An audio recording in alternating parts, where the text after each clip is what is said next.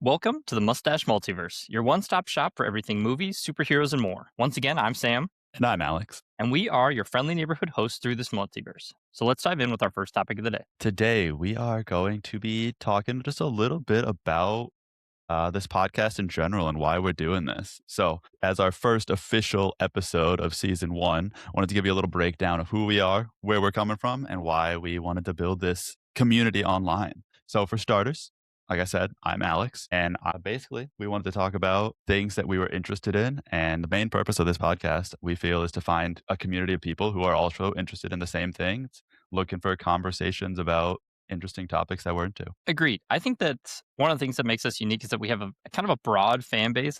You'll find a lot of podcasts or a lot of communities that are going very deep into one area, but kind of it's not as popular to be a fan of multiple things, right? We've got fans of video games, superheroes, books, different sports, kind of outside nerdy culture type things. So I think it's important to have representation across this broad spectrum of cool topics. Yeah, so we're gonna be very focused on the things that we think are nerdier conversations and nerdier topics, the classics, books, superheroes, movies, TV shows, things like that. But we're also gonna branch out into different aspects of culture and just kind of talk about what we're into and explore our passions a little bit more and find people that are also passionate about the same things. I'm excited to be on this journey with you. And me too, buddy. And speaking of what we're passionate about, we wanted to open up this season with an episode about something that we are very passionate about individually and kind of share our reasonings for why we're passionate about it and try to convince each other and anybody listening why you should get into this as well. So get us started, Sam. What is your passion right now? So, a passion that I have that I would love if you came along this journey with me is Formula One. Welcome to the worldwide circus, the fastest pinnacle of motorsport. We're talking the fastest formula, so the fastest cars in the world around a circuit, so not necessarily in a straight line. And to me, it is that perfect marriage between technology, engineering, science, and sport. So human competition, right? It takes the best drivers in the entire world, the people with the best reaction time, people going the fastest in a car, and marries it with the top engineering that we have available today, top materials, top mechanical and aerospace design. So for me, it is this perfect sport. I struggled for a long time trying to see myself in different sports. You can believe it, was bad at sports. I No, hear that. I hear that criticism. I tried. I really tried. Baseball, couldn't figure it out. Someone told me to keep my eye on the ball one time, took it a little too literally, took one to the face. So that was done for me. in a Football, game just against me, I might add, which my team won. Just saying. yeah, well, okay. The consideration of just running past me while that's neither here nor there at this point. But I mean, it's here. And to be clear, I was not the one running past you. I was in the dugout because I probably struck out. Cheering But my so teammate, loudly. I was excited. All right. I could hear you. That was all the senses I had at that time. So football, right? Neither one of us was good at football. Maybe I you. never played football. I was Nope. like 100 pounds until college. And then you got 110, and I was really proud of you. Thanks, buddy. So yeah, football, right. So like just a lot of these mainstream sports you see on TV all the time, I had a hard time relating to. I thought it was interesting, thought it was fun, but didn't see myself, participating in a huge way other than just being kind of like a very casual fan. So for me, one lonely week at work, I was coming home, long week, wanted to just try to find something, right? Find something new. And I found Drive to Survive on Netflix. What an epiphany for me. I got to see some incredible personalities behind the wheel. So really get to know the athletes in your sport. But then more importantly for me, I saw myself then in kind of the engineering and technology side of this. How do we get creative about the scientific box we have today? So Formula One, there is a standard for how you need to build these cars, but the creativity part is how you edge out your competition. What can you do inside of that box to gain more advantage, speed, aerodynamics, turning, braking, whatever it happens to be, against your teammates or against your competitors. So for me, that was where I finally saw myself in a sport and continue to today. Very cool. Very cool. I want a couple of things I wanted to ask you about, get your opinions on. First of all, talking about F1 as a sport, how do you feel like the engineering either adds to that aspect or takes away? Because like if you're getting to a point where all the cars are just over engineered, is the driver doing much to gain an edge, or is it the car itself that has the edge? It's a fair question, right? And different motorsports will offer you different things, right? We take stock car racing, NASCAR, right? All of the cars they have different engines for different engine manufacturers, but they all need to be kind of a stock car. So they should run similarly. And so for them, I think that there is a larger disparity. When you have really great drivers, they're able to edge out their competition a lot more, overcome any differences between the cars. In Formula One, this really is that top level of motorsport. We say have to partner both. So you always get the best technology, and that can oftentimes mean that there's top teams and there's bottom teams. But inside of those teams, so every team has two drivers. So regardless, you're operating the same machinery as at least one other person on the track, and that really comes down to competition then. Which one of us can figure out this machinery the best to overcome our competition? And you are competing against your team. That's really interesting. So, do you feel like it's going to get to a point where the cars are just over engineered, or do you think it's evolving at a rate that keeps it balanced? I think that we rewrite the formula every couple of years. So we're in a Nice. new regulation this year. And so, The one right, formula. isn't that fun? You rewrite it every couple of years. And in that, it allows someone maybe who is on the bottom to be on the top if they figure out that one creative difference, maybe multiple creative differences, to figure out how to edge out that competition. So for those couple of years that we're in one regulation, you are going to have probably top teams, right? They figured it Yeah. out, and the other teams are just racing to catch up to them while they're pushing the boundaries into the future of what that regulation can be. Is that But in a why new regulation, Lewis there's a little more Hamilton separation.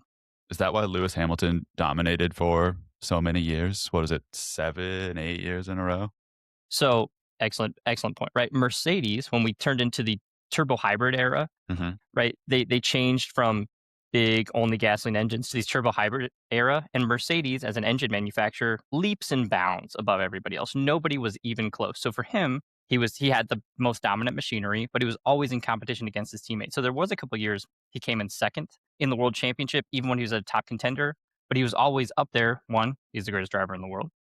Two, because It Mercedes helps. had just figured out this regulation. Interesting. Interesting. All right. And then on the aspect of Drive to Survive, you mentioned that got you into the sport. Do you think they are in danger of becoming too dramatized, where it's not about the sport, it's more about the reality show aspect of it? So I think that Drive to Survive has been accused of making up a couple different narratives, right? Like maybe creating more tension than there is Yeah. between different teammates. And Right. as someone getting into the sport, maybe that's exciting for you, right? But it's not necessarily the reality of the sport. I think that the sport tells a compelling enough story in any given season that as long as you're representing that fairly, you can find something to latch onto. Now, maybe someone goes and wins almost all of the races and it's not that exciting at the top. There's something in the middle or at the bottom that is going to be exciting. You're still playing for tens of millions of dollars any given position in that sport. So there's always a story to tell. Interesting. Yeah, it's kind of like in soccer where like the table, how the teams are ranked. Like you get a lot more money if you're in the top like 5 versus the top 10 versus the top 20, but like every place matters. It's not Right. So just like about that winning. fifth and sixth game can be just as important as the top game. I mean, not maybe as interesting unless you're a fan of different things, but Mhm. there's still something to play for. Interesting. Very cool. All right. Final thoughts. Any particular reason why now is a good time for people to get into the F1 community? Now's a great time. Welcome in. Please join me. I'm watching every weekend. We'd love to hear from you. This is a new regulation year. So, like I said, this rewrites the formula, it shuffles up the order. So, we had some very dominant seasons beforehand. We had a Red Bull era. Like you said before that, we even had a Mercedes era. Then we had a McLaren year last year, kind of an era for them. Now we're in a completely new era. So, we're trying to figure out, we're still very early in the season. It's a little bit clear who the top dog is, but who's coming in second and third, and can we catch them in time in this season to do so? So now is a perfect time to re-engage with the sport as we're in a brand new era. Electric. Absolutely electric. I'm excited to jump in. I You can't swung wait. me. Come on in. All right. I'm going to jump into my passion, the wacky, wild world of professional wrestling, the WWE. So I got into WWE back in middle school because a friend of ours showed us this little known rapper wrestler by the name of John Cena. You might have heard of him, who, I mean, despite being just a rapper at the beginning, became the biggest name in the sport for decades. So it was absolutely wild to go along that journey of seeing his career, him being the reason I got into WWE and following him for 20 plus years. So cool. For me, what draws me into the world of professional wrestling at first was definitely like the characters. John Cena, Rey Mysterio, Jeff Hardy were all up and coming at the time. And then the stories that they told. I found it very interesting to like see this world being like televised as this kind of like traveling circus of these people that go town to town and do crazy things and pretend to fight each other in the ring, all for the sake of telling a story. And when I was first watching, I literally just watched it for the storylines. I didn't really care about the matches. I would kind of like tune out when those were on and I would just watch like the promos and like the backstage segments and like see where the stories were going. But then as I got more into it, as my taste evolved, I started watching the matches. And I remember the first like wrestling match that I was like, whoa, this is like really adds to the story was actually John Cena versus CM Punk when they had their match at Money in the Bank in 2010, 2011, long time ago. But it was like widely known as one of the best professional wrestling matches of all time. And it really made me think about how the matches add to the story that's being told. It's not just about the characters of the story, it's also about what they're doing to pay off that story. So, very interesting world. Do you think that that's a product of the times that you watch this? Like, was storytelling mostly done out of ring when you started watching it? Now it's more done in ring, or is that just your personal taste? You found that you find the story more compelling in the ring now. I think it's a bit of both. I do think professional wrestling has evolved over my span of watching it from when I was started to where it is now. Like where it is now, especially if you are online or watch AEW or any of that, like wrestling is totally different than what it was 10, 15, 20 years ago. It's a lot more athletic, a lot more fast paced, a lot more big moves, focusing on the big spots and kind of adding and stacking things onto each other, things like that. But also, I think I was just interested in the stories. I found that more compelling at the time to hear like the crazy things they would say to each other, the crazy like mic drop moments and like things like that. I mean, I agree, right? Like, I'm a very casual fan. You've invited me to many of these things. You've had to sit there and explain to me what's going on most of the time. So you kind of come for me for like the backflips, right? Like, that's cool to see a human being be able to do that, but stay for like the compelling story. So when you tell me what's going to, like, why this match matters, it means more to me, or I'm more interested in what's going to happen in them. Yeah. And I think like this year's WrestleMania is kind of the epitome of that dichotomy because night one, which we watched together, was all about just like moments, like spots. It wasn't about wrestling, it was about the show, basically. And then night two was a little bit better of actually being about the wrestling matches and having good matches in the ring and things like that, which is just kind of what happens when you have CM Punk and Roman Reigns in the main event. You're going to get a good match no matter what. Who, I mean, just to be fair, right? I'm a casual guy, but I called that 10 years ago. I deserve a little bit of credit for this. Okay. I thought Okay. this guy was awesome 10 years ago. Nobody was on my team. Okay, for the record, you called it because he was being pushed to the moon by Vince McMahon, I'm here for despite everything. And as the casual fan, I get it. Like he's the guy that's winning every time. Of course, you're gonna you're gonna love that guy. I love it. It's It's probably Yankees. the same reason that I loved John Cena growing up because like in my middle school, high school era was Super Cena times when he would just beat everybody and it didn't matter. So like I get it, but I hate you for it. Then you guys are so edgy. You're like, he sucks. But nowadays, come on. Look, I'm a Seth Rollins mark, dude. The best member of the Shield. I can't cheer for Roman Reigns and be a Seth Rollins fan. Can't be It's done. funny. I find it very easy to do both. That's fine for me. So I think you touched on it just slightly, right? Yeah. But one of the biggest criticisms, at least I hear whenever we're trying to watch a WWE event, is why watch something that is either fake, is a word I hear tossed out a lot, or predetermined. So I don't know if the WWE community, how they feel about this, or maybe you personally, but I hear that leveled at WWE quite a bit. I mean, it is, and it's such a like kind of generic kind of criticism that I feel like a generic response is what usually my go-to of just like, what show are you watching that isn't predetermined, you know? Sure. Fair. And going a little bit more in depth than that, if there was a video on YouTube about 10 years ago called Wrestling Isn't Wrestling. And in that video, the main point he's trying to make is wrestling is a TV show about a wrestling show. So it's not that it's like a live sport, even though the people that do this are athletes and they're doing crazy athletic things and they're having these crazy matches, but it is a show about the sport. So like the storylines, yes, they know what they're going to say to each other in the ring. They know what they're going to do, but there is still that aspect of it being a TV show, just like any other show. And maybe that's fair. Like when you compared it to a circus, right? A circus has planned out acts that are still incredible to see done from a human perspective. They're capable of doing that, but they were always going to do those things. Exactly. Yeah. When you go to the circus, like you see the guy, like the lion tamer, go tame the lion. You're not like there to expect the lion to win. Right? You're there because you know the lion tamer is going to come out on top and do his thing and do his whole show and do his bits. We're hoping for it anyways. Well, maybe, but that here or there. So I've given some personal thought to our tag team names, and I'd like to get your opinion. Okay. So for me, I'm thinking the Night Fury, right? Like just something that strikes fear in the heart of others. Very similar to Toothless and How to Train Your Dragon. No one knows how to take him down. Very elusive, very powerful, almost mythological in status. Thoughts on that first, I guess. The Night Fury. Are we going to be like, what's our like our costume, like our look like? Are we like maybe should I give you your like name? Black eyeliner? No, I don't. Yeah. So okay. So your name is the Rascal, right? What's the Night Fury without the Rascal, right? You're out there, and they're like, "Oh, great, the Rascal's here. What are we gonna do?" And then the lights go out. The Night Fury zooms in. I'm here to save you, but like, I wait, can't you're the do Night that. Fury? Obviously I'm the Night Fury. I thought we were the. You said tag team, Dave. I'm the Night Fury. You're the Rascal. We can create a tag team name later. but Okay. I come in to save you. It's this big thing. Like, I can't be who I am, the superhero, without someone to save. You know, when you just gave me the Night Fury part, I was out. That like story there, that little gimmick we got going on, I'm back in. Right? 7 out of 10. The rascals in the ring. Help! Night Fury. Then I come in.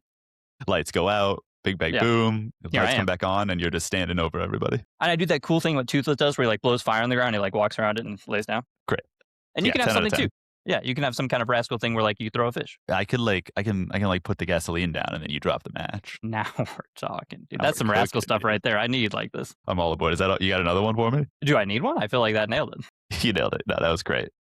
What I thought. All right. So why is now a good time to get into WWE? It's hard with WWE because it is constantly revolving door, right? It's year round, no breaks, no off season, no intermissions, things like that.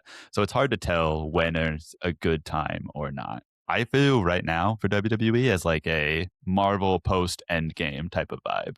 A couple years ago, we had a really big WrestleMania main event where the conquering hero finally overcame the big villain that's been the overarching villain for the last like 3 years, right? It was this big culminating moment, wrapped up that story really well. And now we're just kind of like spinning our wheels a little bit, trying to figure out who the next big bad villain is going to be, who the next big heroes are going to be, things like that. So if you're interested in seeing kind of like the build up rather than the big payoff, now would be a good time to get in, start learning the characters. We've got a lot of up and coming stars, a lot of solid like in-ring guys that have been around for a long time as like the base of the roster. And it's a really good formative time for WWE. I feel like they're going to build back up again to something spectacular. We got a lot of eyes on the product now. If you look at like ESPN's involvement, things like that. So it's a lot more accessible, I think, in that way. So, and that's one of the things that I struggle with WWE. So, for Formula One, for instance, you could just watch the next race and they'll give you all the information that you're really going to need to have a meaningful weekend out of that race. Obviously, the more that you know, the more in depth it is, the probably more you're going to get out of it. But if you're going to pick up Formula One today, I'd recommend watching the 2021 season. To me, that was perfect cinema. I mean, it was the biggest and best talent we've had for many years against this young up and comer who was hungry for it. And they just duked it out every week, one over the other. And it was the best that I think our sport can produce, right? Two titans at the top of their game battling it out. But you don't have to watch that to get something out of it. One of the things I'd like to know about WWE is, can I just sit down and start watching Monday Night Raw and I can get something out of it? Or is there some place that I should start, some background that I should have in order to get into the sport? Well, if you're looking for background, I mean, you can go back and watch the last 40 years of television to build up to this. You could find the clips on YouTube to catch up on recent episodes and kind of see what's going on. They do a pretty good job of like every match. The announcers do a pretty good job of explaining why they're fighting. If there's something that happened the week before, they'll show a quick clip kind of building up or leading up to the match to show you why this match is happening, things like that. So there is a pretty good understanding there of like, they know that people are going to potentially watch for the first time any given week. So they know that they should be building and kind of giving more backstory and things like that. So I feel like it is a thing where you can jump in anytime and maybe you might see it and might find something or jumping at a time where you don't like it, then turn it off. Maybe you come back at a different time, try again. One of those things, it might take a couple times to latch on to something, but once you find something or a character you can latch on to, you're running away. See, I think that's the best advice you can give because, like, for me, right, I didn't understand what was going on. Why are these people all angry and fighting each other, right? But once I found Roman Reigns, and again, before anyone else did, and latched onto him, again, first of its kind, and then afterwards you asked me, you were like, hey, go take a look at like some of the things that he's done so you know some of the characters that he really has grudges against or that he's friends with, so you know when somebody else enters the ring, what is the dynamic between these people. And that got me a lot more invested in him as a character, but also anytime him or one of his rivals or allies comes on screen, I was tied to these different characters. Yeah, for sure. All right, guys. Well, let us know. Are you interested in WWE or F1 at all, or are you willing to give it a try based on what we talked about here? We'd love to hear your stories, and if you have other passions that you're really into that you think other people should be getting into, let us know down below.